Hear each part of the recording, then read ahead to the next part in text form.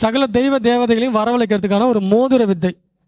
இந்த மோதிரத்தை வந்து கையில் போட்டோம்னா எல்லா தெய்வ தேவதைகளும் வசியமாகும். அதோட செய்முறை இப்போ கொடுக்குறேன். பௌர்ணமி சுக்கர உரை இல்லைன்னா வெள்ளிக்கிழமை சுக்கர உரையில் மயில் தொகை எரிச்சு கருக்கி அதே அளவு வங்காரம்னு ஒரு உலோகம் இருக்குது, இந்த வங்காரத்தை சேர்த்து அரைச்சிக்கணும். ரெண்டையும் அரைச்சி இந்த நகை பற்றையிலலாம் சின்ன சின்ன கொகையில் தங்கம் வச்சு எரிப்பாங்க பார்த்துறீங்களா, அந்த மாதிரி உருக்கிக்கணும். அதை இந்த வங்காரத்தையும் அந்த மயில் தொகை கருக்குனதையும், இல்லை ஸ்ட்ரைட்டாகவே நீங்கள் அந்த மயில் தொகையும் வங்காரத்தையும் ஒன்றா சேர்த்தும் நீங்கள் எரிச்சிக்கலாம். பட் ஆனால் ரெண்டையும் ஒன்றா அரைச்சி எரித்தா நல்லது.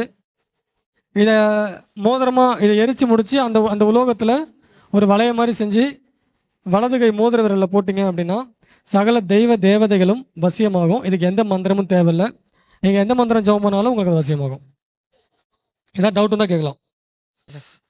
தோஷ நிவர்த்தி ஏதாவது? எதுக்கு தோஷ நிவர்த்தி? இந்த மயில் இறகுலாம் சேர்த்து எரிக்கிறது எதுக்கு?